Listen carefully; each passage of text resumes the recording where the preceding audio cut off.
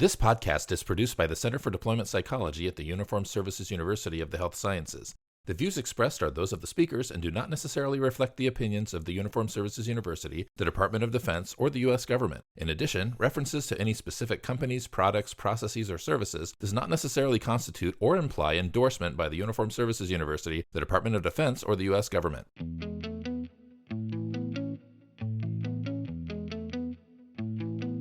Welcome to CDP's podcast, Practical for Your Practice, where we give you actionable intel to support what you do, one colleague to another. Hello, everybody, and welcome to CDP's Practical for Your Practice. I'm Corinne Lefkowitz, and we are here with an all-host episodes. I've got my two favorite co-hosts out of two. Right. I've got Jenna Ermel and Kevin Holloway. Hello, favorites. She put it in the right order. She put Jenna first. I knew I was going to make one of you angry, and I figured whose and you're more afraid of me. Whose wrath do I want to deal with the least? I think you prioritized that right then. Look what you did there. I like what you did. I got that. Season 7, baby.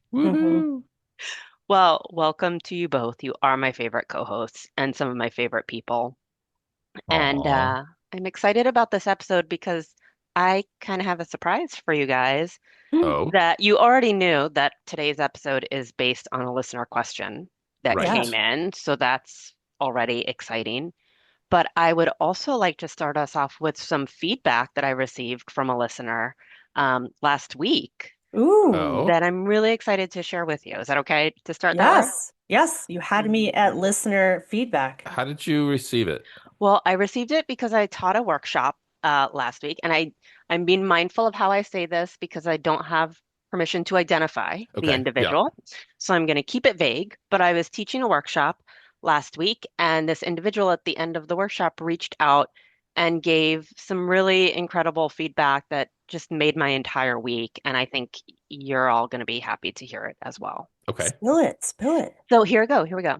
So the participant is an individual who served in the military previously and then had a second career, and now kind of went back to grad school in psychology as essentially his third career. Oh, wow. Right? Overachiever much? Sure. Right. And he reached out to say that when he went back to grad school, he was not sure exactly what direction he was going to go in when it came to practicing psychology, and that listening to Practical for Your Practice helped him decide to go back into the military as a military health service provider, in addition to some other CDP programs that he was involved in. But he mentioned the podcast first, so I assume that was most important. That's amazing to hear. It made my day. That I don't know about you all, but for me, we're talking, and sometimes it feels like we're just talking into dead space. We don't know if anybody's listening. We don't know if anybody cares. Yeah. We don't know if people think we're funny. Like Kevin's laughing right now. Maybe we're the only ones who think we're funny. I think we're funny, but that may be as far as it goes. Right. We enjoy ourselves. That's for sure. And so it was really nice to get that feedback. And I wanted to, first of all, thank that person for sharing that info I would have never known otherwise. And I wanted to share it with all of you. That literally made my month. Yeah. I was thinking of saying the same thing, but then I was like, that makes it sound like nothing else that I do is fun at all.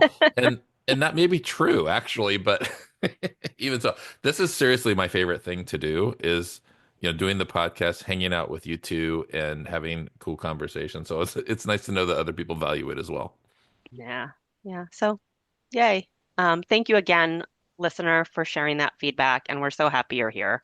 Yes. And so happy that some of what we say is useful.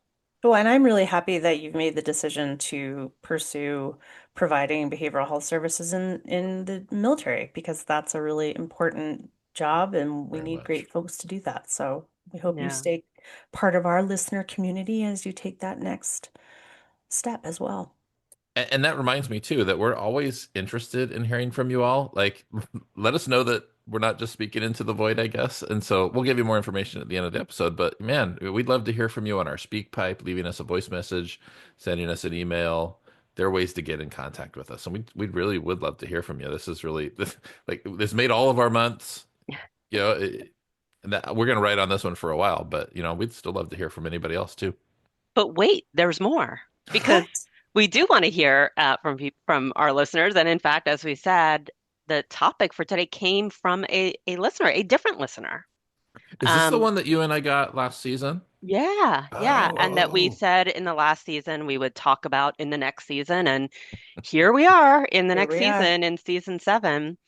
And so we have a listener question about termination, Mm, basically. Mm. And I was hoping that we could talk about it today. So can I share the question yes. that came in? Yeah, that sounds good. Okay. This listener asked that we don't share their name, so we won't do that. We will call her Jane Doe. Okay. Again, a 7 reference, by the way. But we'll call her Jane Doe. So And meta. Jane says, I'd love to hear the team's experiences related to termination of care and how to make these decisions alongside the patient. In a perfect world, everyone is adherent and motivated, but we all know that can be a challenge due to schedules, avoidance, etc. Many of us have to have regular turnover of patients due to filled patient schedules and clinic demands, so it's a very hard balance. Yeah. I'm also asking due to a recent personal experience where I had to terminate care for my personal safety. But Ooh. I'm Mm, also interested in the broader topic that I think could help a lot of listeners. that's a I great remember this question. one. Yeah. Yeah. Yeah, yeah. And it immediately got me thinking so much about terminations that did not go well. But I'm hoping that we could also talk about our ideal situations and times when it went well. So does that sound okay? Yeah. Yeah. There's certainly a lot there. Like there's a Yes. lot of things we can cover for Hmm. sure. And I'm remembering now, like when we talked about this in the past season, this is season 6, episode 12, that I think we gave like a quick answer, but then it was like, hey, we're going to return to this. We're going to talk about this again. And so I'm glad we're getting back to it. I mean, we're midway through this season already, and so I hope this listener's been waiting and anticipating. But this is definitely a beefier conversation than just a quick 2-minute response at the beginning of another episode. So, Right. Also, side note, I'm glad that you remember so keenly when we talked about this and that we're going to come well, back to it. Well the reason I done. remember is because it was the very last episode of that season, and I think I made a joke about maybe we'd get terminated before the season 7, and Oh, here we are. We're Here we are. here. Yeah, oh, it's we all didn't we good. didn't Bite get your tongue. terminated. Not I yet. before we launch on that, because we've now used the word terminated multiple times, and I know we're going to talk about ideal termination process. I wish our field would come up with a better word than terminated, You've been because there's no terminated. good way to slice that. Like there's no, because I feel like oftentimes what we're talking about is like moving on, graduating, Right. like stepping forward, something. And terminated just never has any positive connotation. Well, I Right. think the Arnold Schwarzenegger franchise kind Yeah. of Yeah. gave it some of that negative connotation too. Yeah, but I mean, like a termination of a job, a termination of a, like it just, It's I don't know. so It just, true. It's so Yep. true. Like it yeah. oftentimes, hopefully, termination, I'm saying that in quotes, from therapy is actually a really good thing. It's what we're Yeah. hoping for. Right. We We're want people celebrating the to be done termination. in therapy Yep. and Right. treatment. Yep. So, Yes. yeah, it's a good point that it's not a great word. No. All Okay, right. now we can keep going. Sorry. Now we can move on. Okay, so Hmm. so maybe let's start with the positive approaches to termination and kind of what that means, and maybe starting there. What does an ideal termination process look like to each of you? Hmm. I had a supervisor or mentor, I guess both, um, when I was doing my graduate training, who kind of pointed out something interesting. He would say, and I may have even said this when we talked about this previously, but he would say that sometimes he would tell clients at their last session, like, good luck, and I hope I never see you again. And I remember I had like this look on my face, like, what are you doing? What are you talking about? He said, look, the point is that in a lot of our therapy, work with folks, we're developing a very unique relationship. They're sharing some really, really personal things. We've created hopefully a safe space for them to share some really important things. We've been working on stuff and doing things differently. And there is like, we rely on that relationship as part of the mechanism of change. Like, in fact, depending on where you're looking at, that is the mechanism of change, right? I think a previous guest this season even said, like, you are the aspirin, right? It's not. it's not you dispensing health. Like this relationship is the cure, right? And he said, so, and unlike many other relationships, when other relationships come to an end, it's sometimes a really negative thing, right? Like Hmm. you're ending a romantic relationship. That's typically a pretty negative thing, or a long-term friendship, or a family relationship. And sometimes with whether it's divorce or somebody's death, like it can be pretty negative. And he Hmm. said, and hopefully a therapy relationship when it ends can be a very positive thing. And therefore it's going to be very different, very atypical from their other relationships ending. And he goes, so we can spend a lot of time talking about that. And he says, and with certain clients, not all of them, saying that I hope I never see you again is kind of tongue in cheek for I think you're ready.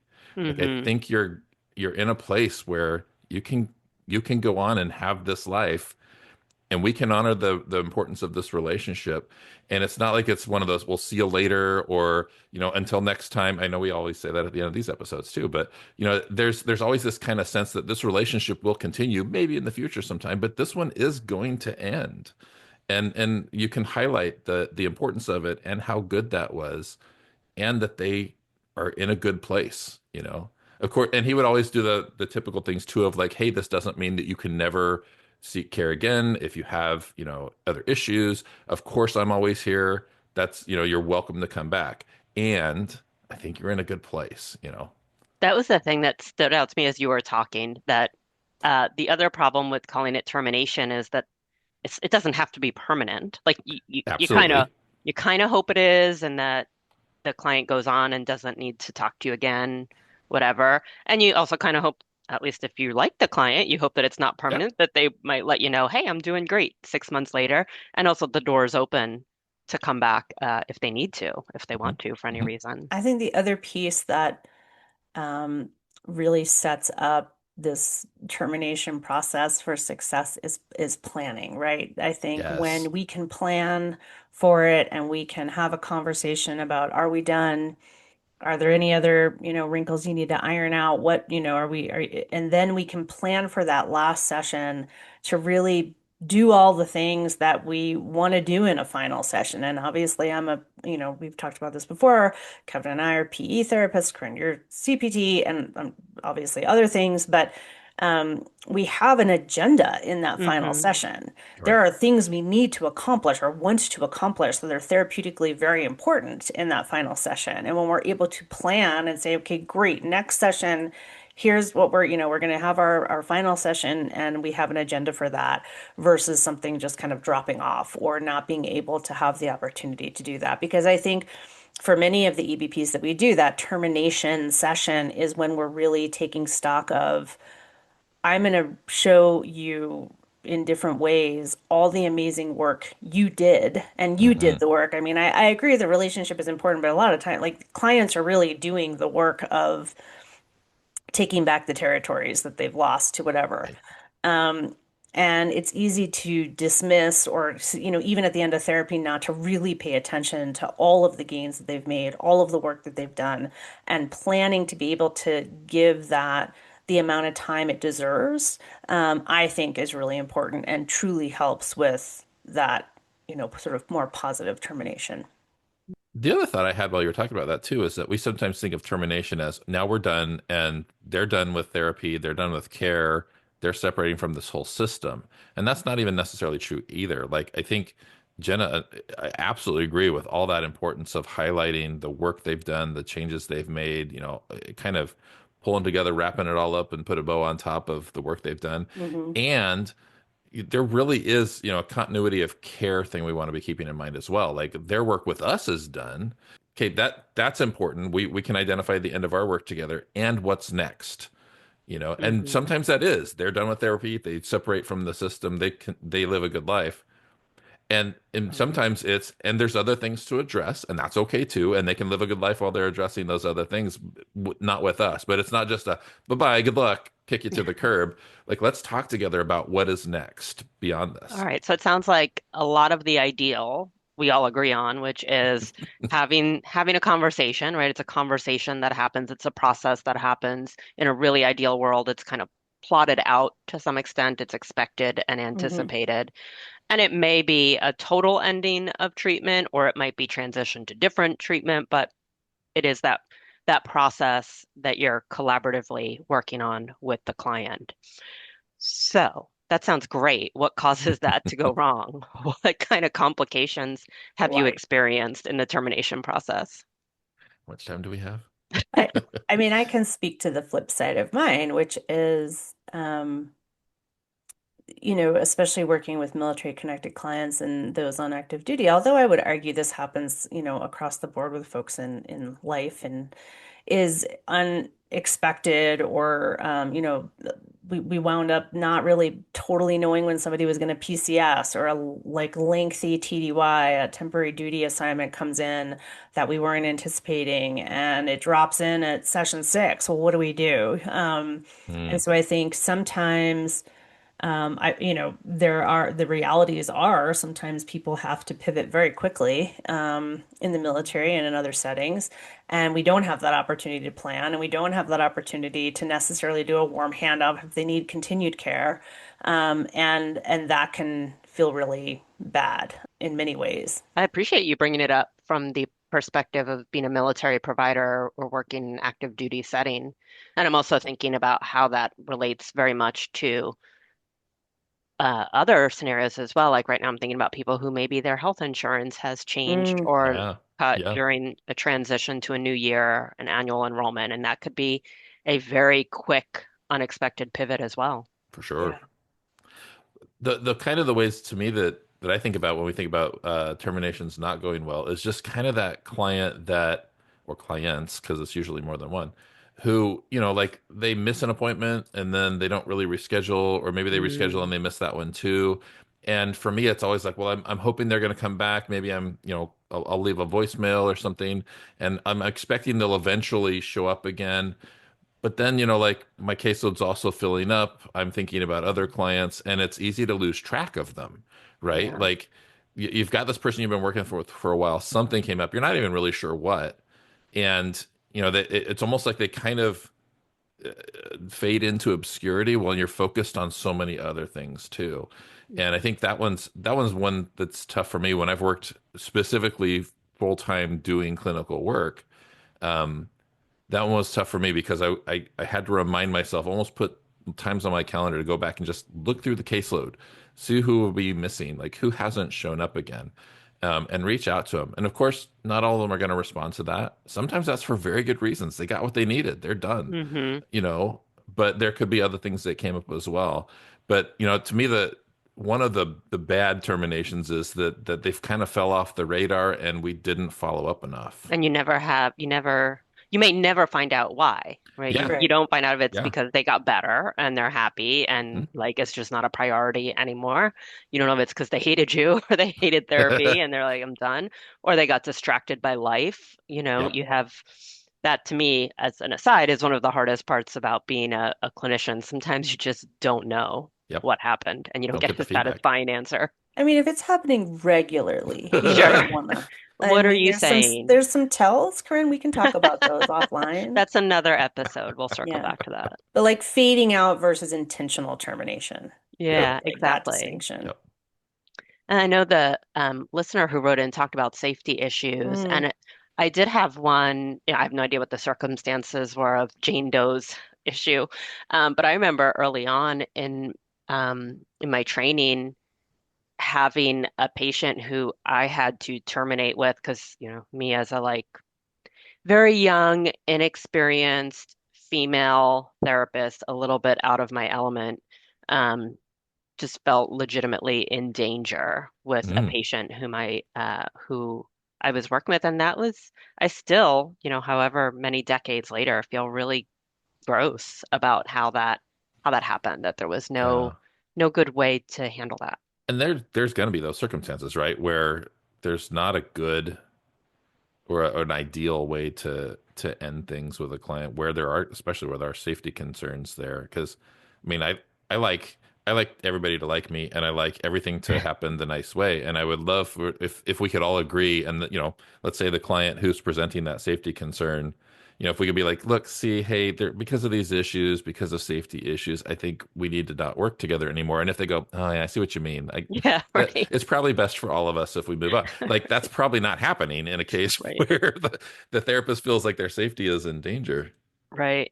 And even imagine if it's the patient who's in danger that you have to refer them out Yeah, because they need a higher level of care or you're Hmm. not competent or qualified to deal with whatever they're facing and you need to refer them out. That also feels awful. It does. yeah. Right? To say, you are such a danger, such a concern that I can't work with you anymore and I have to kick you out my door. I mean, I imagine no matter how well, Kevin, no matter how well like we say it, articulate it, explain it, talk Right. about the process, it can come across differently.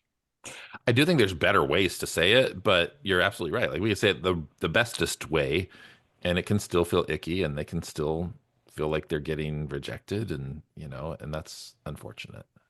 And I think for any of those scenarios, one thing we want to reinforce as you're doing EBP work, and if you're, kind of having these experiences and you're having to deal with termination that is less than desirable, just make sure you have somebody to talk to about it. Get, consult, Yeah. try and seek out supervision or somebody that you can, again, like talk through the scenario with. And I remember an example in the military that was more kind of what you were talking about, Corinne, where I wound up having to a client that I was seeing who had actually gone TDY to see me because where they were stationed, there was not a good level of care for them, or, there was not the level of care they needed, but then they needed an even higher level of care. So Mm, when they thought they were going to go back home, the decision was made that actually what they really needed was this next level of care in substance use, actually. Mm. So, that was like, not only were they not happy, because they weren't going home, but they really didn't want to, kind of do what they needed to do next. And um, that was not a pleasant situation. yeah, I imagine not. Ooh. One other thing that occurs to me too, and I think the listener wrote this in their message, that many of us have to have regular turnover of patients due to filled patient schedules and clinic demands, right? There's this expectation that we will be terminating with clients because we need to be starting to see new clients, right? Like there's almost like this intentional revolving door. And that's, intended that's on purpose because we expect that people will get better and they'll move on and live their lives and then we'll have room to see new people. In fact, one of the worst things it seems to me is I've talked to some therapists before, like I must be doing a great job because they keep coming back and they've been coming back for years. It's like maybe that's not an indication that you're doing a good job. um, but I think we've all been in those situations too where we got to keep taking intakes. And there's a finite amount of time to see some folks. I think the worst example of that was I was actually getting ready to do, it was kind of a TDY, even as a civilian. And so I actually had to terminate literally my whole caseload all at once. And I Oh, had enough heads up that I had time to do this. Um, so, we can talk about in a moment, what are best ways to do this. But I mean, literally had to go through this whole caseload, all the people I hadn't seen in, months, people I were seeing regularly right now, and just one by one had to figure out what are we going to do? Because I'm not going to be here at this clinic anymore. And this could happen, if you're moving to a new place or, you're not working at a practice or a particular clinic anymore or You stop taking a certain insurance. yeah, absolutely, yeah. absolutely. And so that was challenging and it was different for each client that was on that list. But I think that's one of those places where, certainly therapists could encounter this need to terminate clients, even when they're not like the most ideal situations.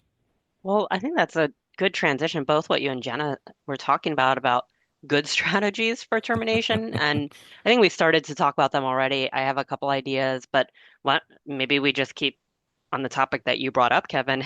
What what was the What did best I do? way? Yeah, and I'm thinking about my own experiences, leaving a Yeah. clinical job and same thing. Like, all right, well, now I have 4 weeks to terminate with my entire caseload. Yep. This will be a fun month. So what should It- I you know, have done, Kevin? well, I mean, the fact that you had 4 weeks is already a good thing, right? Like, if it's sudden, gosh, that's really hard, Yeah, it's and true. and that's more difficult. And like Jenna said earlier, right? It's nice to be able to plan those terminations, even if you didn't get to the end of your treatment protocol. And so for many of those folks that I was seeing regularly at that point, it was like, well, let's talk about this. Hey, this is coming up. Let's be explicit about it. I'm going to be leaving this clinic. I wanted to let you know that before it happens. We're going to have time to see each other again a few more times before that happens. But I do think we need to start including in our sessions, what's the plan? Does that mean identifying another therapist here at this clinic that we can transition you to? And let's, do a warm handoff, or ideally, how do we bring them into this process as well, so you get to know them just before I'm gone and suddenly not there anymore. Mhm. Um, Sometimes that's the impetus to have a conversation together about, like, have we reached our therapeutic goals? Like, Yeah. maybe this is a nice stopping point when we get there. Sometimes that can really focus on what do we want to accomplish in those next 3 or 4 weeks. So, having a heads up and communicating that very clearly to the client so you can work together on what that ending looks like, I think is really important. And that's not always available, but where it is available, I think that's one of the best things to start with is know it's coming, plan together, communicate it clearly as early as you can so that there aren't surprises. Kevin just took all mine. Oh, all right. Jenna, you've got no Got additional nothing. Roll the credits. suggestions. Well, you said a lot in it. I mean, the talking about it over an extended amount of time, if you're able, the being really upfront about it, talking about the fact that it might not, even though it might be a forced termination, that doesn't mean that necessarily the patient hasn't achieved their goals. So it Yeah. might end up just coming at the right time anyway, that maybe you'd never planned for, but and if not, then working with them to talk about next steps. Yeah. Yeah. Yep. I was also thinking about good strategies for those scenarios where the system or where the clinic dictates your turnover and how quickly you have to fill spots and how quickly you have to terminate Hmm. clients. Hmm. And that also reminded me of my work, particularly in the VA, and that was very much an issue. There just was Right. not enough access for the number of patients who we needed to see and who needed to be seen and frankly deserved care. So I remember that we worked pretty hard to figure out how do we set up treatment episodes in a way that makes sense and that's clinically useful and that helps Mm, to get patients what they need, but without making the promise or setting the expectation that you're going to be in treatment forever, because we Right. often don't want that as well. So I don't know, have either of you ever used like a psychotherapy contract or a psychotherapy plan to set that up? Maybe a form of that, but say more. So I actually found this process to be really helpful. What we ended up doing, or at least what I ended up doing, is with each patient, I would spend a session going over what are their goals, what Hmm. Hmm. specifically are their goals, are there assessment measures that we can use to track that? The obvious ones are if it's PTSD symptoms, we'd use a PCL. Uh, but other things, well, if it's anger management, what are we going to use for that, for example, to track that? It might be self-report. It might be asking your spouse if you're less angry. How are we going to track that? And how many sessions are we going to estimate for? So let's take our best guess. What if we give this a try for 12 weeks? We try these strategies, and then we're going to check back in and Yeah. see if your goals are met. Great, you move on. If hmm there are additional goals that we haven't met, do we kind of restart? Where do we go? And what was good about that also was that it also had in there, what if you stop showing up? Or what if you miss Mm. more than two sessions in a row? How are we going to handle that? And so, in a Hmm. lot of ways, in an open dialogue, it really kind of set the stage for how can we make you successful in here? What do you want to accomplish? And if you can't make use of the treatment right now, how are we going to make this space available for somebody else? I love I that. love And that transparency. yeah, instead of just that 4 weeks time, like you've set it up from the very beginning. Hmm. I mean, I do something similar where, as we're identifying treatment goals, a treatment goal of I want to feel better isn't terribly useful, right? Yeah, Like, what right. does that look like? I've used the question of, like, hey, if you imagine yourself a year from now, 2 years from now, and you're living your life the way that you'd like to, describe that for me. What does that look like? So, it gets kind of that image into their head, but also having a discussion about what are realistic expectations, right? Like, what can you realistically expect when therapy is done? And I've even, again, another mentor, supervisor, at some point in my career shared that they like to ask the question, how will we know when we're done? Just laying it out there really Mm-hmm. explicitly. How will we know when we're done? Because it plants that idea of this isn't forever. There is a point we're trying to get to, and it's not this nebulous, I feel like I'm perfect, because nobody is Right. perfect. How will Right. we know when we're done? And then we can set that as like, these are the metrics. And, we can describe Right. these are the metrics so that we know that we've reached those goals and you've gotten what you wanted to get Mm-hmm. from this. I was thinking that we often talk about how informed consent is a process, right? It's not a one and done. And Mm. maybe termination is a process. Maybe if Mm. we approached it as something that we visit at the beginning, we visit and, as we kind of go on so that there aren't surprises and it allows for better planning and we're all on the same page, is really stop thinking of it as like this thing, but actually that it's a process that Yeah. Because every therapeutic relationship will end, right? Eventually. One way or another. Yeah. Yeah. So we can one would talk about hope. it from the very Mm-hmm. beginning. Like Mm-hmm. we're going to get there. All right. So these are good strategies. Any bad strategies that people want to throw out that they've seen happen, that we would encourage our listeners not to repeat? I've got one. Oh, but I'm gonna tell my sin because this is one that's really on the flip side, and it is one I've actually observed a lot in when I was, when I was supervising interns, Hmm. and we talk all the time about, these forced terminations, and we've got to manage our caseloads and things like that. I have seen so many, especially newer to the field providers, hang on to their clients. Like mm-hmm. their Mm. client is ready to terminate, Mm-hmm. right? They have actually achieved a lot of the goals or enough. Like they're well enough, on the way enough. But there's this, and I think this is very similar to the fragility that providers impose upon clients who are not ready to start PE or they're not ready to start a certain trauma treatment because they're too fragile, when in reality they're like the most, strongest. They've been through the Yeah. Yeah. worst and now we're going to help, like we don't want to delay them getting better, right? And I think that is something that I've seen be a sin with termination is not giving enough thought around like does this feel done to the client? And I can think of a very specific individual I worked with again when I was on active duty, and he like I was younger in my career, and he was like, "Doc, I'm done." And he's like, "I get it. Like, I know what I'm doing." And it was session six, but PE was 10 sessions, and this was session six. And, You're not and done. it, I'll tell you when you're right, done. I'll tell you when you're done. I have this whole thing I need to still do. I haven't even done hotspots, but he was doing better, right? Like he got it. He didn't need, like, the whole point was for him to take it forward into his life, and here I am like holding him back. And so I think we really need to be careful when we're looking at that. Are we imposing some fragility or some ineptness onto our clients when in truth they really so much more benefit would come from letting them spread their wings on their own and taking this into their life independently.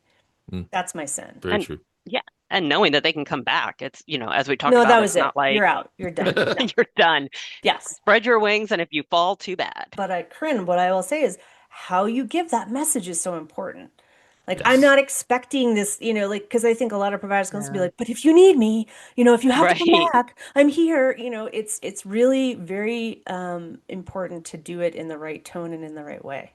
Yeah. Yeah. Yeah. Well, that's a pretty good sin. I've got Thanks. one too. Okay. Go for it. I'm pretty sure you're gonna win if we're picking like the Yes. best or the worst sin. I don't even know how to phrase it, but I've got one for as a contender anyway. I remember early on when I was still in grad school, a professor saying that the therapist should never be the one to bring up termination. Like, Mm. never ever bring up termination. It's a process that the patient has to come to. Otherwise, they're going to feel like, you're kicking Abandoned. them out or you don't want to see them or whatever. But you should never be the one to bring up termination. And that sounds bad to me. That sounds wrong, Yep. right? Like, Yes.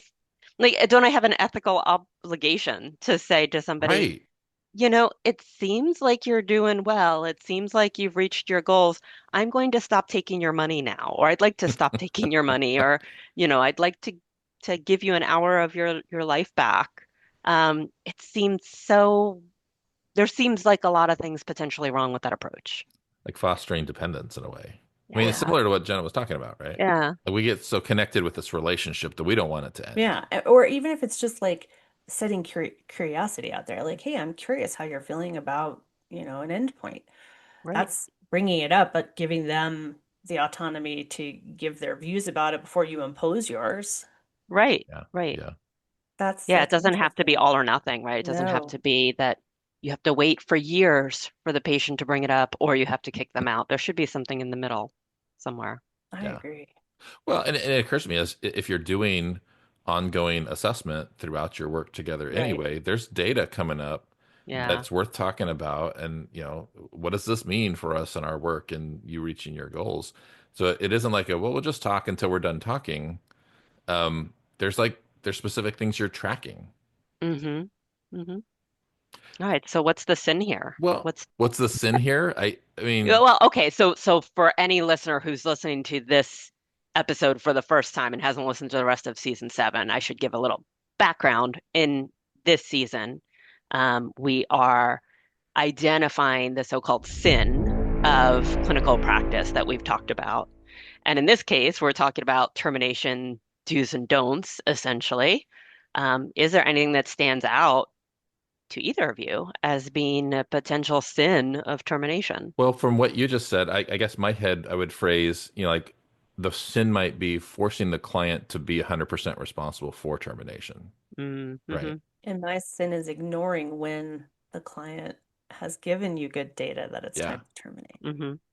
So can we have two sins for this episode? Is that allowed? I know we make the rule, so we can decide that.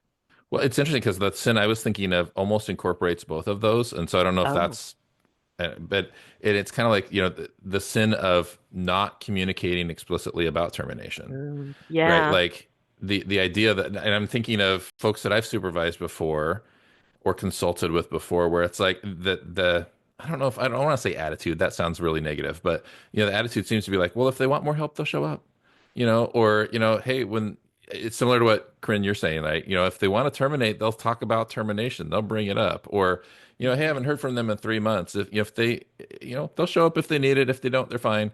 Like it's almost like this passivity or laissez-faire of like, discussions around termination is just so weird and unpleasant, or it causes me extra work or whatever. And so we're just not going to go there. And it seems like, in both cases, like what Jenna's talking about, like we want to hold on to them forever. We don't want to let go. We just think they need to be in therapy forever. But also, Corinne, for yours, like, waiting for them to bring it up, and it's only their responsibility.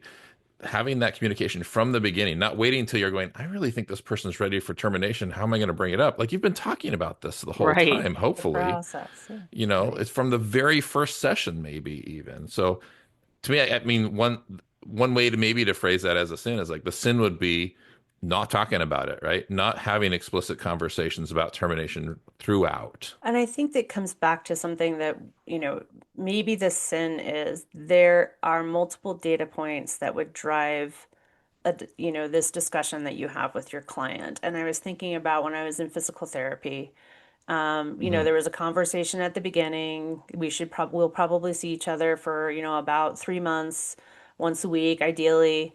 How much practice, you do these exercises outside of our time together is going to impact how fast or slow things go potentially.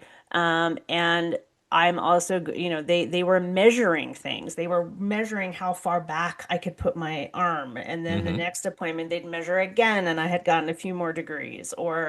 And that is what we're doing with a PCL. That is what we're doing with a BDI. That is what we're doing with functional gains. That is what we're doing with SUDS levels. And we have, any kind of modality that we're doing, we that is the ethical part where we need to be collecting, data through self-report data.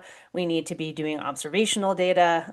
And that if we don't bring that in, that's the sin, I think, because that's really where we can have that robust and like good conversation with our client about here's what we know. What do you think? Hmm. It occurs to me like all this talk about what are the right things to do, how do we manage those situations that are unexpected, and how do we avoid some of these sins? Sounds like we're getting towards actionable intel, right? Like we end every episode with, what can we do now? What can we take from this discussion and apply to our clinical work that will improve our work now? What are some of the actionable intel that you would say? What are those tips that folks that are listening can take away with them after this episode and apply it right now? Incoming actionable intel. Well, I'll go with what I was reminded of that worked well in my practice, which was having some form of psychotherapy plan. So if you don't already have access to one, kind of creating one yourself. And I think what should go in there is, what are the patient's goals? How are you going to track their progress? How many sessions are you going to, aim for? And how are you going to reevaluate whether the treatment's working or whether it's time to wrap up? Love that. So I don't think it has to be anything fancy, but I think that could be a really helpful tool. The one I throw out there is very similar, and that is, like, make this part of your conversation from the beginning. It's an ongoing process. It should be part of your work together, not just now that we're all done, now we have to talk about terminating, but make it part of that whole process. If you haven't done it, like if you have clients that you didn't have that conversation with at the very beginning, there's no better time. Like, you don't have to wait until you're feeling like this person needs to go or they've accomplished their goals. Like, you can have that conversation now. Yeah, and what are you going to use for your measurement? Like, what you might not, again, maybe you always are used to using the PHQ-9 or the PCL, but what, for the person you're working with, do you have a good group of self-assessment tools that you can use to help drive that decision? And who can you talk to if you are unsure? So what's your, where's your A team to help you navigate this? Are you suggesting consultation? I mean, For the first time ever. Yeah, there's this thing called consultation. I'm glad you said that, though. So, as I say, one thing that you mentioned early on, Jenna, is especially when termination seems like it's going to be a little bit sticky or a little bit weird, that consulting with somebody and documenting that actually is really important ethically. Because the one quick thing I'll add to that with some of the measures, if we're not making progress, if we're not moving, if I'm not helping you to kind of change some of the things that you came to me for, like, I've had to have that conversation. Like, we need to try another modality. We need to shift gears and get you engaged with somebody else, because it would make no sense to kind of continue to just do the same thing and see no progress. So let's get you hooked in with somebody else who can work at this differently. I've loved this conversation a lot. I'm really glad Jane brought this question up. And I would just say, like, hey, just from the way that she phrased her question makes it sound like she's already doing some of the right things. Like, she's already thinking about this. She's being purposeful about it. It's not just we get to the end of the 10th session of PE and bye-bye. Like, we ought to be thinking about this all along and recognizing that they don't go ideally all the time. And, kind of having some thoughts about what to do about that. So thanks for the question, Jane. It was fantastic. Sure. Thank you, Jane. You're just calling her Jane now. Jane, that's her name. Jane. Thanks, Jane. There's the title for our episode. Thanks, Jane. Thank you, Jane. But a reminder that we want to hear from listeners, obviously, because we get good questions from them. It sparks discussion, and we also appreciate knowing that somebody's listening. So please, please get in touch. Get in touch with us on social media, leave a comment, reach out on SpeakPipe, ask us your questions, give us your comment, and we'll put all that information in the show notes about how to access SpeakPipe, at least. And thank you both for a great discussion, for joining me and talking about termination. I'm glad you brought it back up. I was wondering when we'd get back to the question, because we did promise it. So Jane Doe, here it is. We delivered. So thanks for bringing it up. Yes. We delivered. And until next time, stay curious and mind your EVPs. Bye, everybody. Bye, everybody. Remember, we love hearing from our listeners, so leave us a message on SpeakPipe or send us an email. Both can be found in our show notes. Our theme music is Failed Attempts by Nitro, and our administrative assistant is Bree Mercer. Thanks for listening to Practical for Your Practice. If you like what you're hearing, please feel free to follow us, rate this episode, and share it with others. Until next time.